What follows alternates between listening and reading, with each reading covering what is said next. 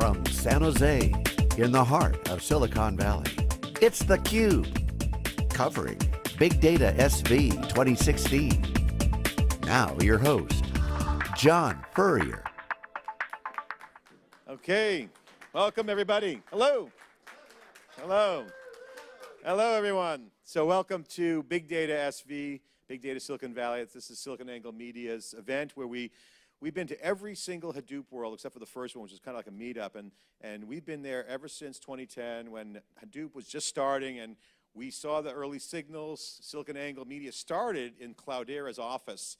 It was our first office space. We were sharing some space with Cloudera. I think they had like 13 employees at the time, and we saw immediately the impact of Hadoop, and we started covering with theCUBE, which was in its first season, first year, and it was really something we saw right away. It was going to be big.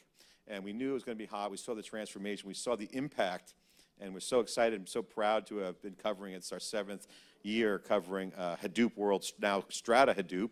And we do our format of our ESPN of Tech, Anchor Desk, which was right here yesterday and today. And tomorrow we do the interviews. So tonight we're going to have a special presentation. And thanks for coming. It's going to be bars over there at 5 o'clock now open, and we're going to have a keynote presentation by Peter Burris, who's SiliconANGLE Media Wikibon's head of research, who's going to introduce with George Gilbert's research around some of the new forecast data we're going to be releasing tonight. You'll see firsthand what it's all about. And then we're going to have 2 panels. We're going to have an industry panel of experts, and then we're going to have a customer panel, the customer of the industry players, talking about their transformation, their use of big data, going beyond Hadoop. And of course, we're super excited to talk about that. And then networking around, and again, have some fun, and then, we're going to have hopefully a great conversation, and thanks for coming. So I'd like to introduce Peter Burris, head of research at SiliconANGLE Media and general manager of Wikibon Research. So give a hand up for Peter Burris. Yeah. Okay, good job. Thanks, John. It's a great pleasure to be here. Thank you very much for coming. We are doing this precisely because the community is so important to the big data universe, but also to what we want to do, is engage communities differently than most of the companies that create knowledge to be consumed by businesses to help them with their strategies and change.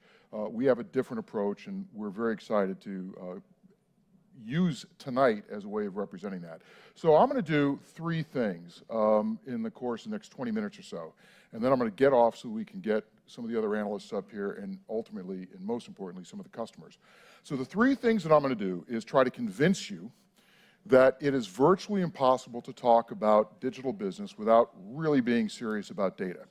That there are a lot of ways of thinking about digital business out there, and a lot of use cases and a lot of different application forms that people like to talk about, but it all starts with data. That the grand vision of digital business cannot be pursued at all unless we really understand the evolving role of data and information in business. The second point I'm going to make is that the set of technologies and tools that are going to be most important in realizing this vision of the relationship between data and business will be many of the tools that we're talking about here and those that follow. That the big data ecosystem is going to be front and center of the process of digitization, of how we go about thinking, rethinking the role that data has in business and the process of digitization. The third thing I'm going to tell you is that there's a lot of investment going on. And Wikibon has been locked in a significant period of research, intensive research, to take a look at where the market is and where we think it's going. And we're talking about some very, very large numbers over the course of the next 10 years or so. So with that, after I'm done, I'll hold questions. Then I'll step off. We'll bring up an analyst panel that I will host and be more than happy to take some questions then. All right, so let's start. Now to do this, I'm going to be a little bit lightweight. I'm not going to go a lot deep into the technologies and architecture maps. I'm going to try to avoid that. In fact, I'm going to ask everybody, does anybody know what this is? This is the first, this is the best picture we have of the early universe. So one of the big questions that people always ask is, if we start with a big bang and everything radiated out from there, why wasn't it featureless? Why wasn't it the same everywhere in all directions? This picture, which is the background cosmic radiation of about 400,000 years after the Big Bang, this picture shows the first inklings of information founded in the various structures as proto-galaxies and systems started to cluster together. This is the earliest known picture of the role of information in the universe, as a way of thinking about it. Now that's important because normally when we think about physics or we think about business, we tend to focus on the physical things, matter. We focus on energy. We tend not to focus on information. Now when we do that, we sometimes end up with a relatively distorted picture of how things look. So if we look at a picture of our galaxy and we spot ourselves in it, we live on a relatively uninteresting place. It's kind of this rock that sits out in a relatively uninteresting sun. If we take a matter and energy view of this, we aren't particularly special. But if we take an information view of where we are, suddenly everything starts to fade into the background. We can still see the features, but something pops out. Something becomes unbelievably important. And that's us. We are massive creators of information. And there are folks who believe that life itself is best defined by how well you create information given a number of different factors. Now, I want to move from the very, very big to something that's very practical in today's industry. So any of us and any company has access to all the materials that I'm showing on this slide. Any of us. We can get access to the silicon, we can get access to the rare earth metals, and we can get access to everything that's listed on here. But there's only one company that has the information, the know-how, the insight necessary to capture over 90% of the profits in the cell phone business. Just one. The only thing that distinguishes Apple is its information. We all have access to the materials, but we don't all have access to the information. So as we think about the increasing importance of information within business, the next question is, all right, so we now have to combine matter and energy and information to think about the offers and the things that we produce for customers. But the reality is most of that information is not digitized. It's not in a form that allows for simple reconfigure of the business, rapid evolution of and responses to challenges that customers present to us, or opportunities that markets make possible. So fundamentally, what we're trying to do with this digitization process is we are trying to translate more of our business into information. That's what we're trying to do. What can we do to take the businesses that are today largely valued, whether we understand it or not, based on the know-how and the information about customers and processes and operations and the research and development? What can we do to do a better job of digitizing that information so we can reform it better, combine it differently, and create new sources of value? That's what we're trying to do with digitization, and that is the ultimate goal of digital business. Creating those new interfaces, sometimes substituting labor with machinery and systems that are capable of doing things even more efficiently, but that's what we're trying to do. And a simple way of envisioning this is we all know what financial capital is and the role that financial capital can play within a business. It is through finance and the application of capital that we actually can do some interesting things in business. You can take capital and turn it into assets that have a productive life. It's time for us, in the context of digital business, to start thinking about how data is digital capital.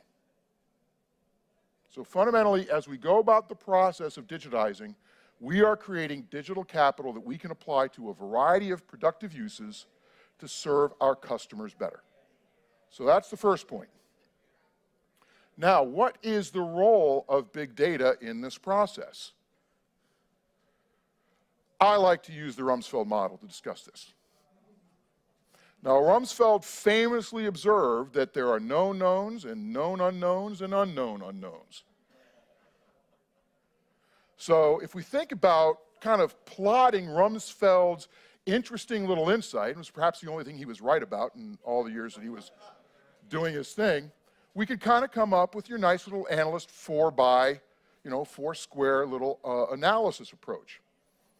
Well, let's plot this notion of Rumsfeld and see what we end up with. This is what we end up with. Known knowns, that looks a lot like reporting. Known unknowns, well, the known is that we have a model in place and we don't necessarily know what questions we're going to ask. So we want to be able to build very large query systems that can reveal more of insights out of the information that we know about. The unknown is where things get interesting, because that's really where big data is. Where we, on a continuous basis, are creating new models, testing those models, benchmarking those models, combining data in unexpected ways, and through that process, creating new insights and new understanding and new digital capital. That's what that data is. Oh, by the way, if you're asking what the MBA thing is, the MBA, did it come up? I can't see it. The MBA stands for Management by Astrology, which, believe me, is a regular feature in a lot of businesses. There's a degree for that, if I recall. There is. So if we think about the role of digital business, or think about the role of big data, in the digitizing process, it's clear that ultimately the role of big data is to create more free information. Going back to the physics analogy, you probably know what free energy is. It's energy that's available for work. Well, what we're talking about here is through big data, creating vast amounts of free information through data that's available for work. So I hope I've drawn together these concepts of very complex business now being digitized so that we can reconfigure it faster, but big data being the set of tools and technologies and methods and practices that are capable of creating that data, but very importantly also establishing the clear priorities for where we should be focusing our attention. Have I done it? Fantastic. So, is this real? Well, of course it's real. I said it is. But it actually turns out that the process of turning big data into digital shows up on the vector of innovation within the big data universe. Now, George Gilbert and David Floyer and Ralph Finos and myself have spent an extended period of time thinking about how this is going to play out. And when we talk to our communities, and we have really interesting and new ways of engaging customers to reveal those insights, or as John likes to say, to cull that system from the noise. What pops out is 3 stages of change on the path to broader digital business. Right now, we are in the path, or we are in the stage of starting to utilize this new technology, not so new, 10 years, but 10 years is a relatively short time in the history of business, to create data lakes, pour more information in so that we can apply a lot of these new tools and a lot of the new approaches of how we can do analysis on as much data as we can possibly aggregate at a very effective price point, very efficient price point. As we discover some of the limitations associated with that, and as we find new ways of extending that experience and that tool set, we're now seeing significant numbers of clients and customers starting to apply these technologies to the fundamental challenges of demand. Solving the problems of demand. Solving the problems of revenue. And these are profound problems. They're profound because there is no process, well-accepted, established process that's universal, like there is for accounting, for engaging customers. Customer engagement is revealed by observing customer behavior. And only big data can do that. And so the second phase is to start to apply these tools and tie it back into the revenue systems so that we can start to digitize engagement. Now, as we do that, we'll gain more experience to be able to tie that further back into the operational systems with technologies that allow us to tune the way the systems behave in a quite profound way, namely through self-tuning. And that's happening now. We're seeing the first phases of that technology become available. These different phases are starting to drive significant new growth. Now, the big data business was around $20 billion, just a little bit more than $20 billion in 2014. We expect it's going to top $92 billion in 2026, growing at about 14–15% per year for an extended period of time.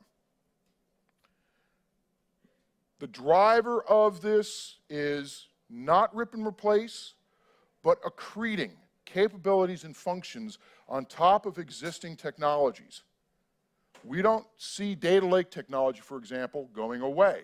We see it being refined and improved and added to a broader mix of approaches for driving new value through software that's capable of engaging customers differently, updating operations and increasing the productivity of the assets that are in place, et cetera.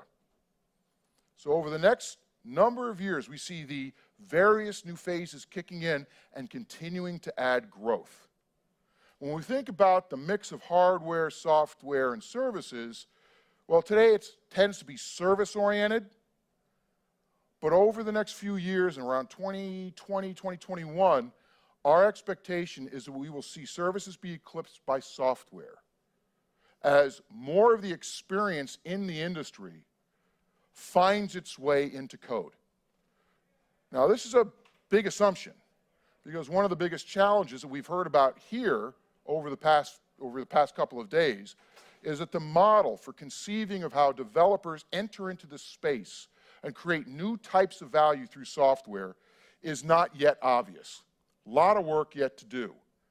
A lot of understanding of how to simplify the administration of the underlying tool set, while at the same time presenting a set of targets that developers can use to attack problems with more common tool sets.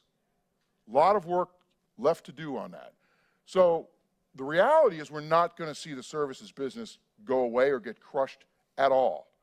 But we are going to see it increasingly see the expertise that's generated as we take on these new problems of demand, these new problems of revenue, and drive that into software as the fundamental underlying infrastructure matures and we see a better target. We think Spark's going to be a big part of that.